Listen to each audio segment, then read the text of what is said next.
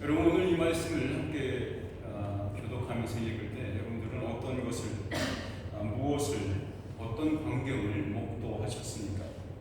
저는 이렇게 느꼈습니다.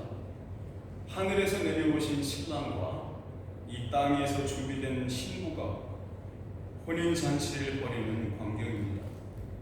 그 혼인잔치는 기쁜 소리로, 풍족한 음식으로, 그리고 진심으로 축하하는 하객들의 춤, 그것으로 가득 차 있었습니다. 마치 보이지 않는 하나님의 나라를 눈에 보이는 모습으로 이 현실 속에 드러낸 것 같았습니다. 옛 것의 사용 기한을 끝내고 새롭게 시작하는 예수 공동체, 즉 새 성전에서 울려 퍼지는 환희의 송가를 듣는 듯 했습니다. 그런데 하나된 마음과 뜻이 창조해 내고 있는 그 온전한 아름다움이 클라이막스에 이를 즈음에 이내 저 어두운 구석에서 번쩍이는 이빨을 드러내며 새 성전 마당의 한복판으로 기어나오고 있는 야수가 등장하고 있습니다. 그 야수의 몰골을 보는 사람마다 목골은 소면해지고 소름이 돋습니다. 징그러움과 괴이함이 우리의 영혼 속에서 여전히 꿈틀거리고 있다는 것을 알게 될 때 우리는 어찌할 수 없는 무력감에 비틀거립니다.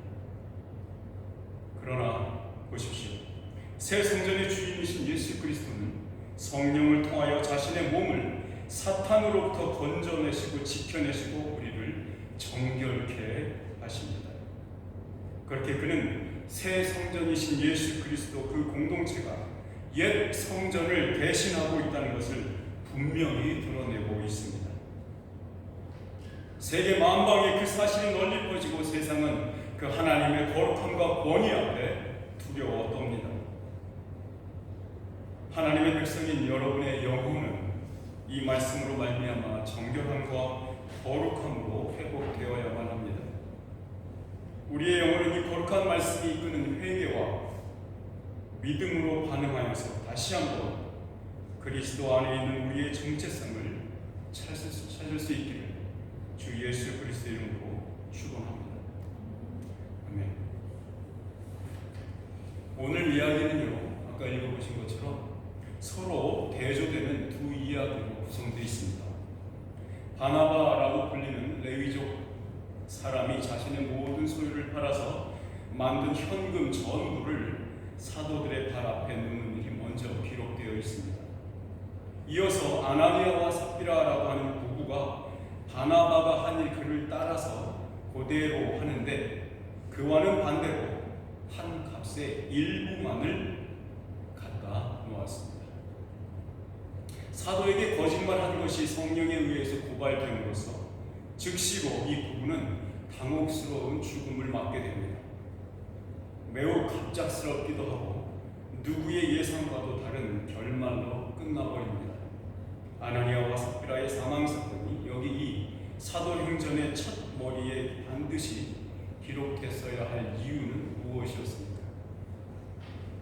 이 질문에 대해서 아주 궁금하시겠지만 이에 대한 대답은 설교 마지막 부분으로 남겨놓고 먼저 이 아름다운 잔치집의 풍경이 그 앞부분의 구절과 어떻게 이어지고 있는지 살펴보면 좋겠습니다. 바나바가 보여준 그 자선, 체러티를 기록한 32에서 37절의 이야기는 바로 앞부분에 있는 31절의 주석처럼 쓰여져 있습니다. 우리 31절 말씀을 한번 같이 읽어볼까요?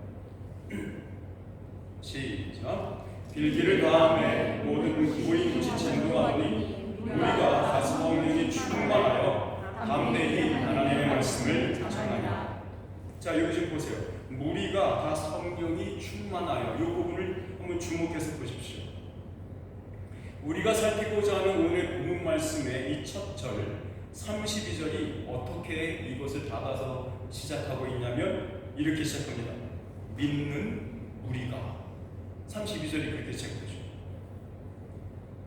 이어지는 37절까지의 모든 묘사는 단 한마디로, 단 한마디, 그 한 단어를 가시화, 눈으로 볼 수 있도록 가시화 시킨 것입니다.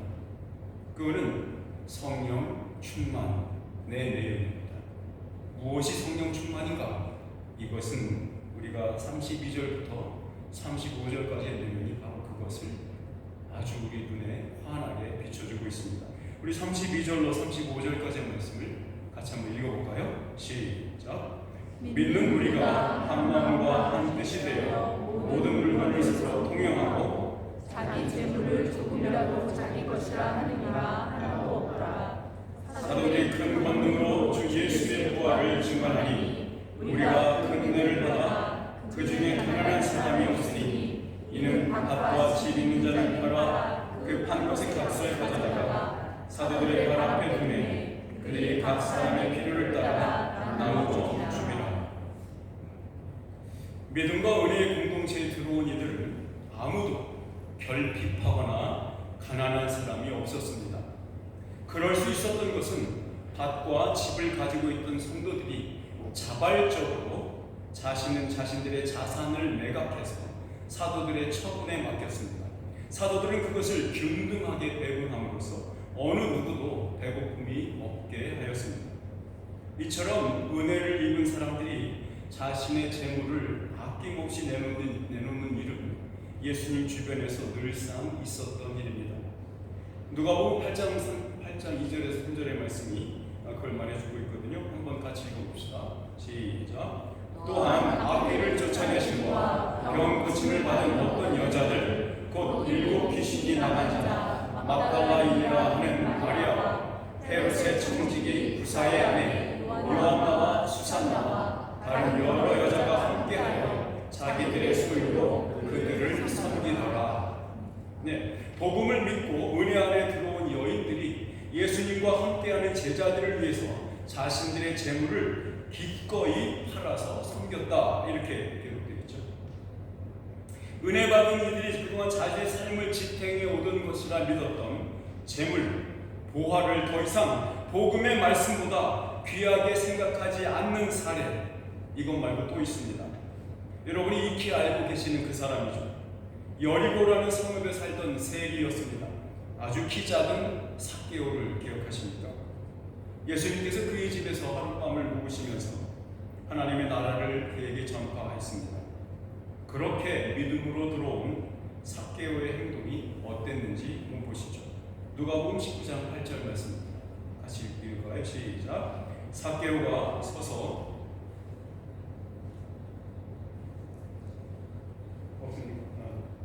위로 좀 더 한참.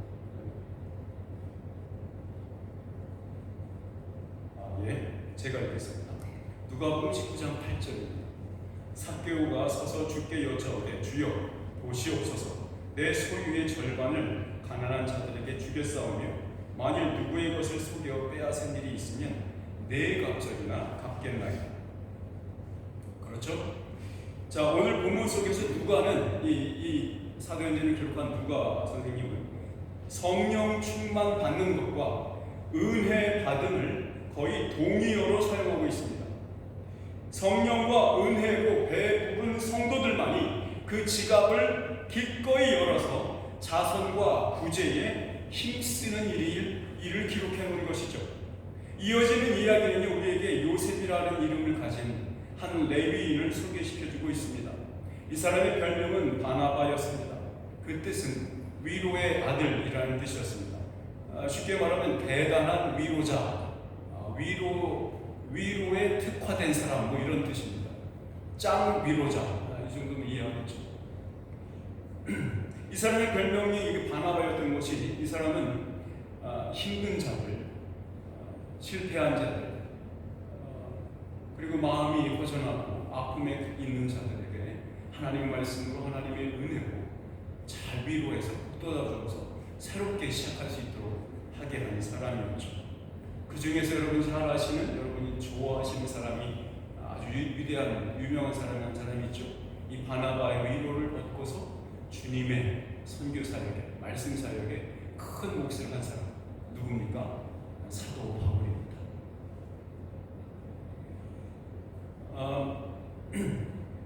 레위인이었죠. 이 사람은 레위인이었고 요셉이라는 이름을 갖고 있었는데 자신의 밭을 전부 팔았습니다. 그 값 전부를 사도들의 발 앞에 두는 헌신을 했고 많은 형제 자매들에게 그것으로 위로를 끼쳤습니다. 이렇게 그런데 그 옆에 있었던 함께 공동체 속에 있었던 아나니아와 삽비라는 이 바나바를 질투심과 열등감이 빚어내는 경쟁의 대상으로 바라보았던 것 같습니다.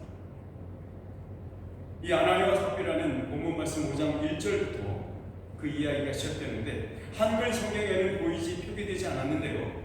그 앞에는 반드시 들어가야 할 접속사가 하나 있었습니다. 그것은 그러나입니다. 누가는 의도적으로 바나바의 선행과 아나니아와 삽비라의 거짓 선행을 대조시키고 있습니다. 사도행전 5장 1절에서 2절 말씀을 한번 같이 읽어보겠습니다. 5장 1절에서 2절. 자, 우리 앞에 가로를 쳐놓은 그러나까지 한번 읽어보면서 한번 읽어보시죠. 시작. 그러나 아나니아라 하는 사람이 그의 아내 삽비라와 더불어 소유를 팔아 그 값에서 얼마를 감추며 그 아내도 알더라. 얼마만 받다가 사도들의 발 앞에 두니. 자, 남편인 아나니아는 그의 재산을 처분하는 일에 아내인 삽비라와 처음부터 뜻을 같이 했습니다. 아마도 아내를 끝이게 사랑하던 사람이었던 것 같습니다. 제가 왜 이 얘기를 했는지 모르겠습니다. 자, 소유를 파는 일도 현금의 얼마를 감추는 일도 함께 했죠. 이 두 사람은 아마도 이미 공동체 앞에서 자신들이 어떻게 할 것인지에 대해서 공공연히 말하고 다녔던 것 같습니다. 그 아나니아와 삽비라가 팔았던 그 재물, 그 소유의 총액이 아마도 바나바가 내어놓은 그 재물보다 훨씬 더 많지 않았을까요? 왜 그들은 그 중에서 얼마를 감추려고 했을까요? 그들은 그 판값에 얼마를 감춘다 해도 바나바가 기부한 그 헌금보다 큰 액수이기에 아마 그렇게 하지 않았을까요? 어쨌든 이것은 추정입니다만 이 악한 경쟁심과 열등감에서 시작된 이 위선적인 행동은 모든 공동체 구성원들 앞에서 숨김없이 드러나고 말았습니다.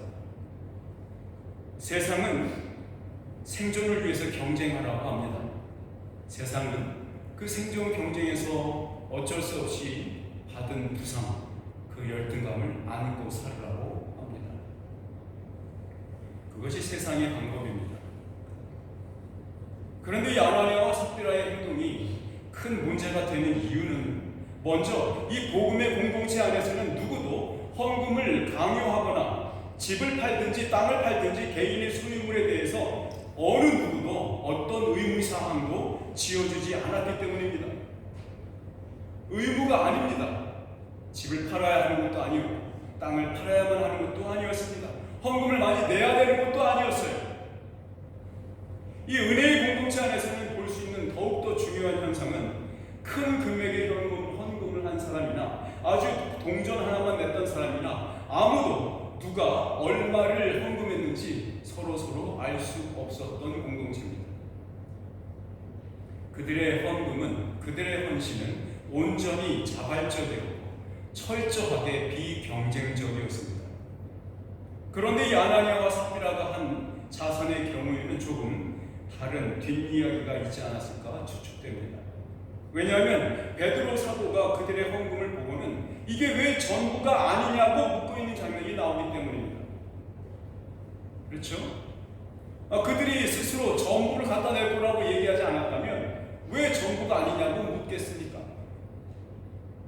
그러니까 이 부부는 성도들 사이에서나 혹은 교회 앞에서 자신들의 소유를 팔아서 그 전부를 가져오겠노라고 미리 동네방네 소문을 냈던 것으로 보입니다. 바로 앞구절에 바나바가 자신의 소유를 판 전체 금액을 기부한 그 선행이 기록되어 있는 점이 바로 아나니아와 삽비라의 행동의 의도와 동기를 헤아릴 만한 힌트를 주고 있는 것 같기 때문입니다.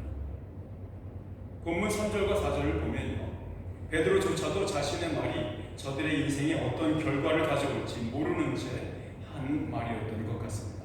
3절과 4절을 함께 읽어봅시다. 베드로가 이르되 아나니아야, 어찌하여 사탄이 네 마음에 가득하여 네가 성령을 속이고 땅값 얼마를 감추었느냐? 땅이 그대로 있을 때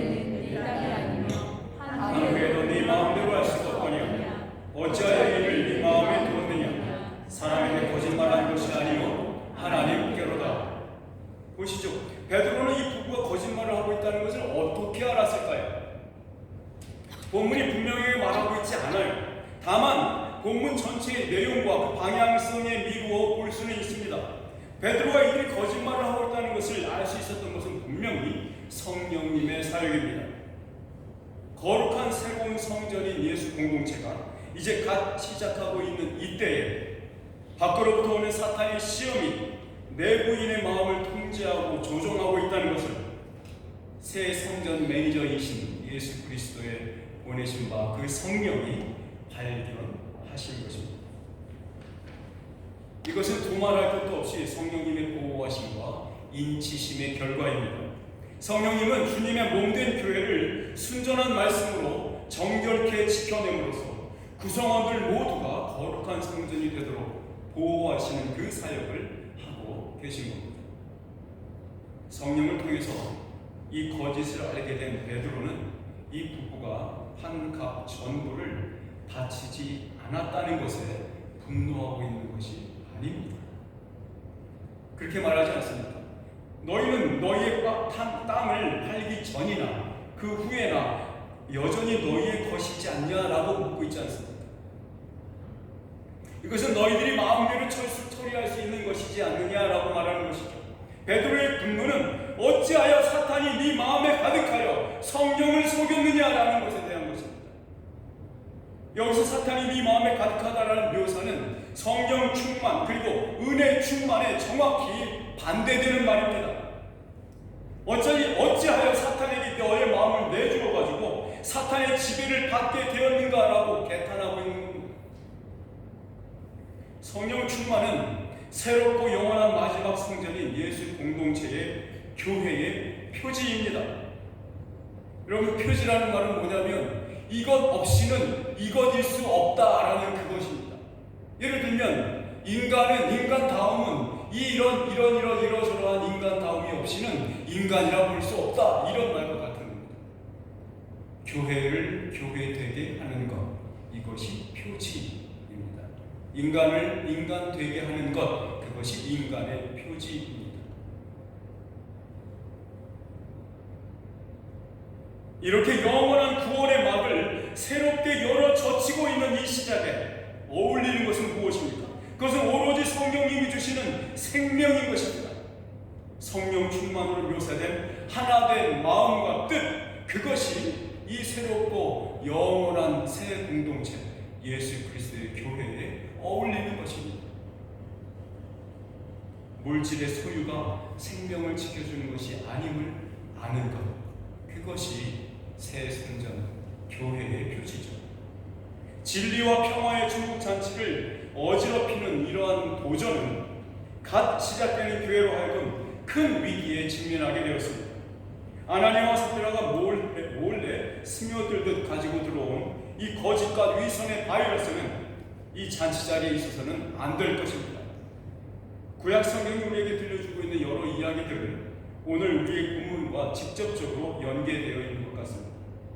예를 들면 모세가 시내산에서 40일 동안 하나님과 대면하면서 과외를 받았습니다. 그 과외를 받고 나서 갖고 내려온 노트북이 있죠. 그게 뭡니까? 십계명입니다. 그걸 갖고 산 밑으로 내려왔는데 뭘 발견합니까? 송아지를 만들어 놓고 즐겁다고 빙빙 돌면서 춤추면서 이것이 우리를 애굽에서 끄집어낸 여호와 하나님이다라고 우상 숭배를 하고 있는 백성들을 봅니다. 모세의 속이 뒤집어지고 맙니다. 모세는 그 황소를 만드는 데 재료를 냈던 모든 사람들과 관련된 사람들에게 이렇게 하도록 지시하고 있습니다. 출애굽기 32장 19절에서 20절 말씀입니다. 시작.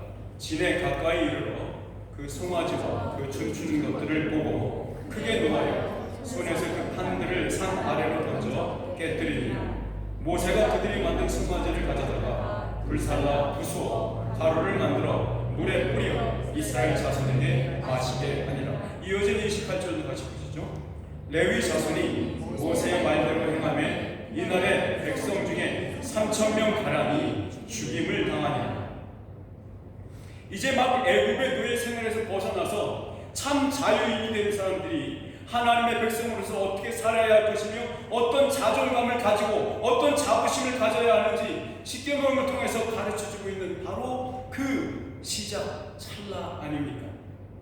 광야교회가 시작되고 있는 그 첫 시간에 일어난 그 우상 숭배에 대해서 하나님은 일벌백계로 경계하고 있는 것입니다.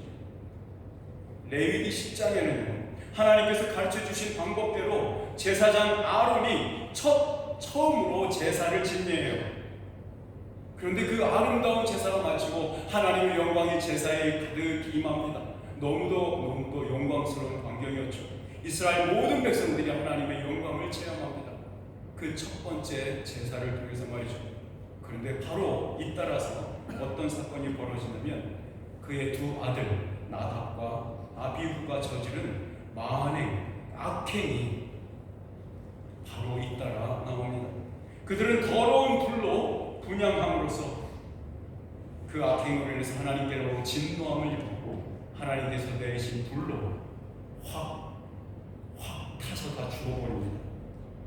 레위기 9장 22절에서 10장 2절까지 말씀을 한번 같이 읽어볼까요? 시작. 아론이 백성을 향하여 손을 들어 축복함으로 속죄제와 번제와 화목제를 마치고 내려오니라. 모세와 아론이 회막에 들어갔다가 나와서 백성에게 축복하며 여호와의 영광이 온 백성에게 나타나며 불이 여호와 앞에서 나와 제단 위에 번제물과 기름을 사른지라. 온 백성이 이를 보고 소리 지르며 엎드렸더라. 아론의 아들 나답과 아비후가 각기 향로를 가져다가 여호와께서 명령하시지 아니하신 다른 불을 담아 여호와 앞에 분향하였더니 불이 여호와 앞에서 나와 그들을 삼키매 그들이 여호와 앞에서 죽은지라. 처음으로 제사가 제대로 진행되고 나니 하나님의 영광이 백성들에게 가득 찼습니다. 이제 하나님이 기뻐하시는 방법 그대로 이 제사가 이어지기만 하면 되는 바로 그 시작점이었습니다. 갑자기 문제가 내부로부터 발생했습니다. 아론의 두 아들 제사장들인 나답과 아비후가 사고를 칩니다. 하나님께서 하늘로부터 내려주신 그 불이 아닌 다른 불을 담아서 분향하는 경박함과 주의성 결핍의 오만한 행동을 저질러 버립니다. 하나님의 거룩함을 무시하는 짓이었습니다. 불덩어리가 여호와 앞에서 나와서 이 두 사람을 삼켜 태워버립니다. 나답과 아비후가 죽지 않았다면 이스라엘 백성 전체가 죽음을 당했을지도 모를 일입니다. 하나님은 자신이 준 불이 아닌 다른 불을 그저 그려려니 하면서 넘기실 수 없는 하나님은 거룩한 분이셨습니다. 또 다른 예는 여호수아서에 기록되어 있습니다. 여호수아서 7장 25절에서 26절 말씀을 같이 읽어볼까요?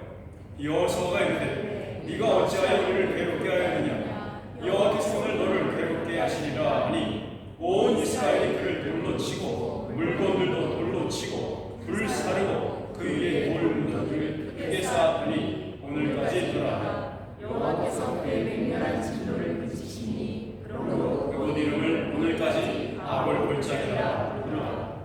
하나님의 명령대로 가나안 땅을 차지하려는 그 전국 전쟁이 막 시작되는 시기였습니다. 아간이라는 자가 가져서는 안 될 물건을 훔쳤습니다. 그 훔친 물건을 몰래 자기 집 마당에 땅바닥에 숨겨버립니다. 그가 훔친 것은 하나님의 것이었습니다. 바쳐진 것이라고 써있죠. 근데 그가 하나님의 것을 훔쳐서 자기 집 마당에 텐트 안에다가 숨겨버립니다. 이 때문에 하나님께서는 이스라엘 백성에게 승리를 주시지 않았습니다. 그래서 수많은 이스라엘 전사 용사들은 죽음을 당했고 그들에게 처참하게 창피스러운 패배를 당하고 맙니다. 여러분 보세요. 여리고 성이 얼마나 크고 강하고 위대한 성이었습니까? 사람들이 여리고 성을 정복하지 못했습니다. 그때까지. 그런데 여리고 성을 어떻게 정복했습니까? 아무것도 안 하고 정복했지 않았습니까? 근데 그것을 마치고 나서 아이성 싸움이라는 전쟁이 벌어졌는데 그 아이성은 여리고 성에 비하면 너무도 초라하고 볼품없는 조그만 성읍이었습니다. 근데 그 성읍을 이기지 못하고 도망 나오는 겁니다. 수많은 용사들이 죽어버렸습니다. 왜 그랬어요? 아간이 훔친 것 때문에 그랬습니다. 그 이유를 알지 못했던 여호수아에게 하나님께서는 자초지정을 알려주셨고 아간이 범인이라는 것을 백성들 앞에서 만천하에 드러내십니다. 그리고는 아간과 그의 함께 그의 아들들, 딸들, 심지어는 모든 짐승들, 즉 아간과 관계 있는 모든 것들을 전부 불로 태워버립니다.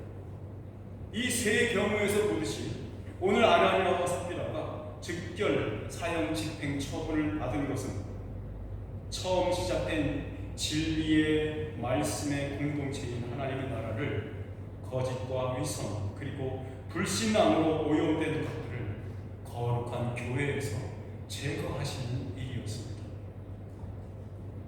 베드로 사도는 아나니아의 행동을 사람을 속인 게 아니라 하나님에게 거짓말한 것이라고 판결했습니다. 생각해 보십시오. 세상 법에도 만약에 사람이 사람에게 상해를 입히면 그에 상응하는 처벌을 받게 되죠. 그런데 생각해 보십시오.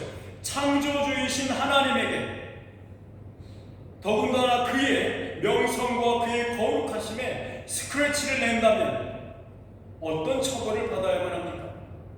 더군다나 성령님을 부어주심으로 말미암아 사도들을 통해서 자신의 교회를 세워나가시고 계시는 바로 그 첫 시간에 그런 일이 일어난다면 말입니다. 성령 충만의 공동체에 사탄의 지배를 좋아하며 그것을 마음에 허락한 영혼이 스멀스멀 기어들어와 동지를 튼다면 하나님께서 기뻐하시는 아들의 교회가 얼마나 큰 타격을 입을 것이며 그 새로운 성전을 가득 채워야 할 하나님의 영광은 더 이상 그곳에 머무를 수 없게 될 것이지 않습니까? 마땅히 하나님께 돌려줘야 할 영광을 가로채고자 했던 아나니아에게는 얼마나 더 큰 형벌이 내려져야만 합니까? 그래야만 하나님의 체면이 살려진다고 볼 수 있을까요? 그런 형벌이 과연 있기나 합니까? 역사 속의 모든 인류의 죽음으로도 하나님의 손끝에 난 조그만 상처 하나도 갚을 수 없는 겁니다. 천지가 하나님의 불에 타 없어진다 한들 하나님의 마음에 난 상처를 보상하는 값이 되겠습니까? 될 수 없습니다. 그래서 하나님의 아들이신 분이 직접 이 땅에 인간의 모습으로 오시지 않았습니까? 우리가 갚을 수 없으니 직접 오셔서 갚으신 거 아닙니까? 대신 말입니다. 우리 사도행전 5장 5절 말씀을 보시죠. 읽습니다. 아나니아가 이 말을 듣고 엎드러져 혼이 떠나니 이 일을 듣는 사람이 다 크게 두려워하더라. 아마 베드로 자신도 깜짝 놀랐을 것입니다. 이런 결과가 어떻게 이렇게 즉각적으로 벌어질 줄은 전혀 예측하지 못했을 것입니다. 하나님은 이 일로 앞으로 계속 이어질 교회 앞에 경고하기를 원하셨던 것 같습니다. 그래서 이 일을 성경에 기록하기 위해서 이렇게 지금 수천 년이 지난 오늘의 우리의 성도들은 지금 오늘도 우리의 가슴을 철렁 내려앉게 만들고 있는 것 아닙니까? 사랑하는 여러분, 거룩하신 하나님의 속성은 우리가 상상하는 것보다 훨씬 높고 훨씬 위험한 것입니다. 말씀은 양날을 가진 칼과 같습니다. 한쪽은 은혜이지만 다른 한쪽은 지엄한 판결이 내려지는 칼입니다. 이어서 한 세대의 신앙이 계승되는 단 한 가지 방법이 이어서 기록되어 있습니다. 젊은 사람들이 스스로 일어났습니다. 그 주검을 장사 지냈습니다. 적어도 4시간 이상의 시간이 들었을 겁니다. 이 젊은 사람들이 묻었던 주검은 하나님을 배반한 자, 하나님을 속이려 든 자, 하나님의 영광을 훔쳐 자기의 것으로 만들려 한 자, 성령 충만으로 하나 된 갓 탄생한 교회를 저주하고 죄로 오염시키려 한 그 자, 바로 그 죄를 상징한 주검입니다. 이 젊은 사람들은 그 죄를 땅속에 묻었습니다. 자발적으로 나섰습니다. 교회의 정결함을 지키려는 파수꾼과도 같습니다. 이렇게 교회의 정화 작업을 하러 젊은이들이 나간 사이에 자기 남편에게 어떤 일이 일어난지 모르는 까맣게 모른 채 삽비라가 그 자리로, 그 공동체 속으로 들어왔습니다. 우리 7절과 8절 말씀을 함께 읽어보자. 3시간쯤 지나 그의 아내가 그 일어난 일을 알지 못하고 들어오니 베드로가 이르되 그 땅 한 값이 이것뿐이냐 내게 말하라 하니 이르되 예 이것뿐이라 하더라.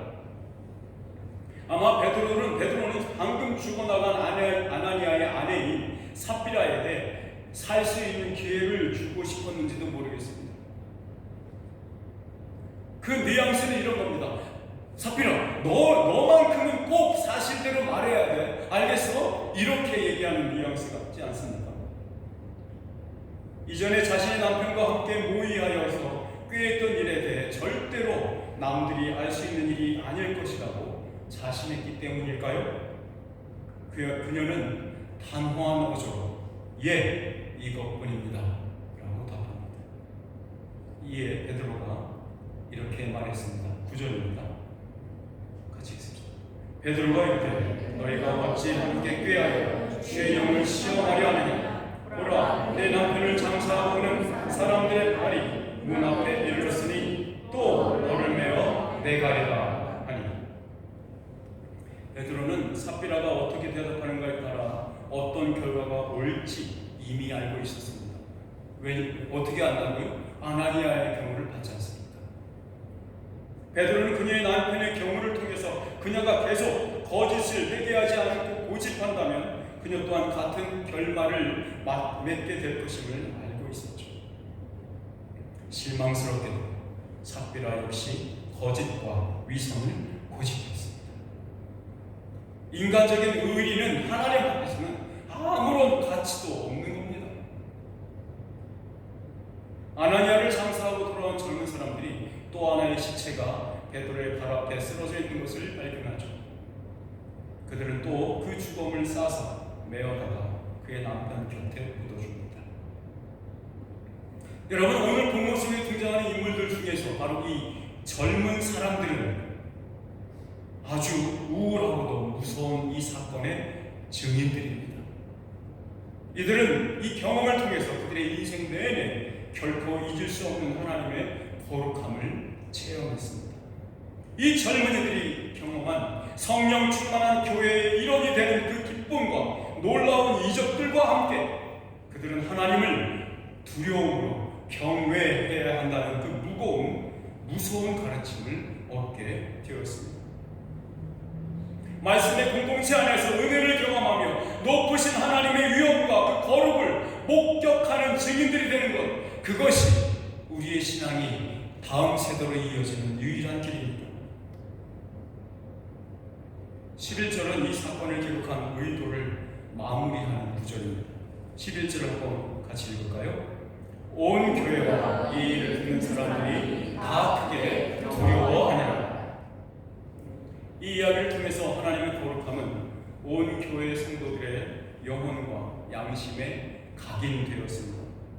교회 밖의 사람들은 이 새롭게 시작된 교회가 하나님의 보호하심을 받고 있으며 구약 선조들이 기록해 놓았던 그 이야기와 동일한 현상이 벌어지고 있다는 살아있는 생명의 공동체임을 알게 되었습니다. 생명과 사망의 모습을 똑같이 드러내는 이 진짜 성전 공동체임을 알고는 교회에 대하여서 거룩한 두려움을 갖게 되었습니다. 여러분, 이 시대를 사는 사람들은 스스로를 이렇게 말하기를 좋아합니다. 나는 종교인은 아니야. 그런데 난 영적이야. Not religious but spiritual, or carnal Christian이라고 부르기를 좋아합니다. 이 시대의 위선입니다. 이 시대를 주름잡고 있는 대유행과도 같습니다. 거짓입니다. 이러한 생각의 지배를 받는 사람들이 하나님을 경외하는 일은 결코 없습니다. 세상의 가르침은 교묘하게 이 시대의 사람들을 조종하여서 죄와 사망의 노예로 전락시키는 가르침을 퍼뜨리고 있습니다. 물론 그 사탄의 지배를 받는 사람들은 자신들의 욕구를 해결하는 방식으로 보상을 받습니다. 그런데 그 욕구가 해결됐다가는 다시 더 큰 갈망으로, 더 큰 갈증으로, 또 다른 갈증으로 이어진다는 것이 문제죠. 결국 그들은 자신들만의 영광을 고려합니다. 자신들도 모르는 채 하나님의 것들을 계속해서 도적질하고 있지 않습니까?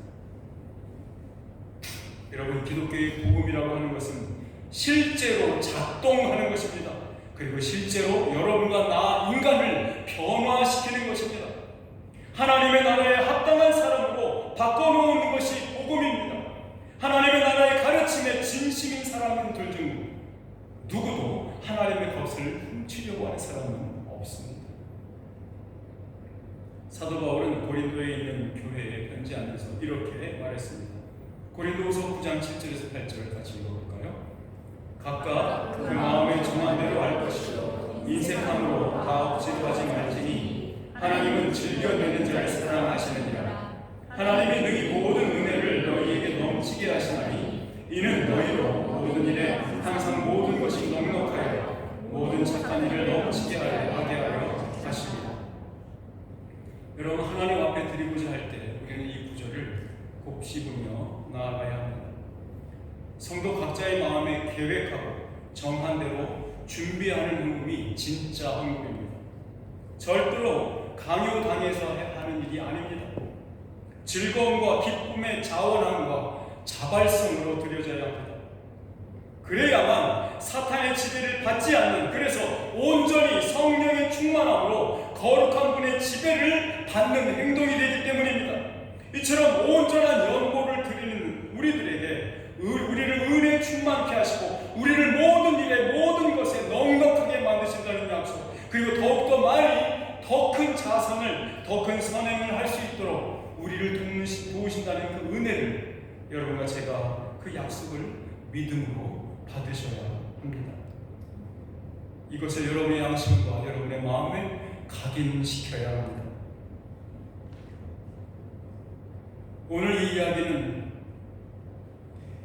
주님께서 주시는 오늘 말씀은 너무도 중요한 일인데 여러분이 갖고 있는 잘못된 개념이 있어서 잠깐 말씀드리고 마치겠습니다. 11조에 가는 것입니다. 어떤 사람이 이렇게 말합니다.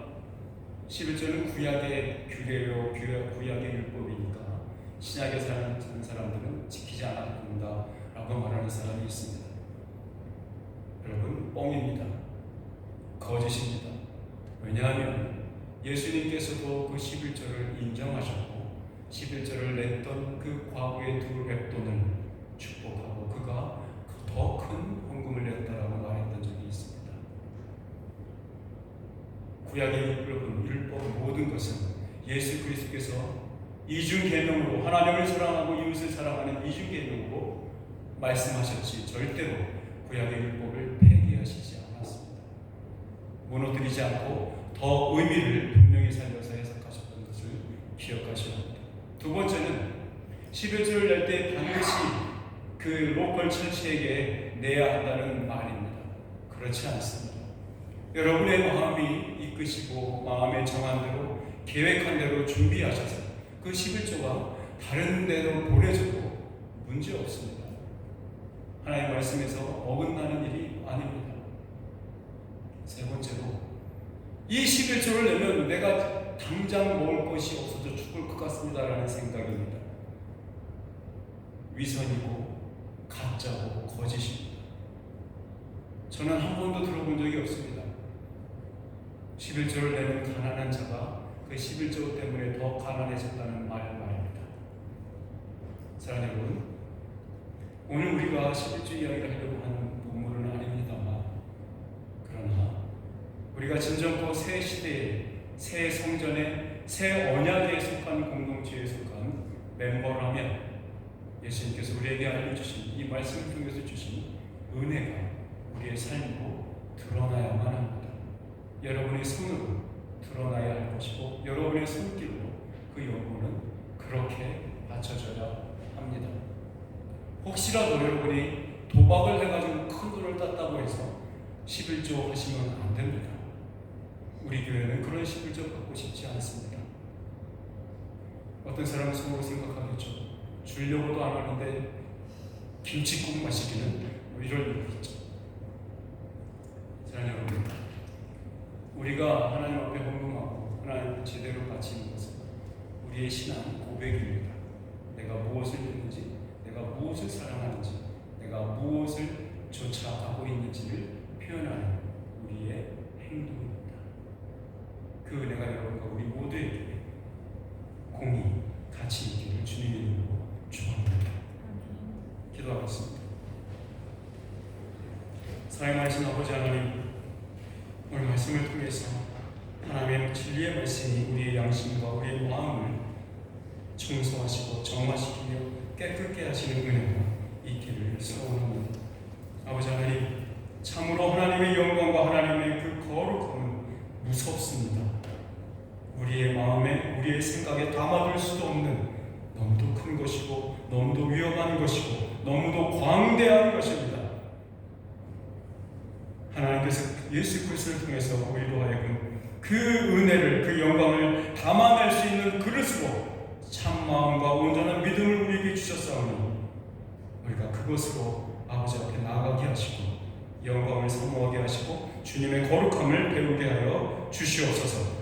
예수 그리스도의 이름으로 기도드리옵나이다. 아멘.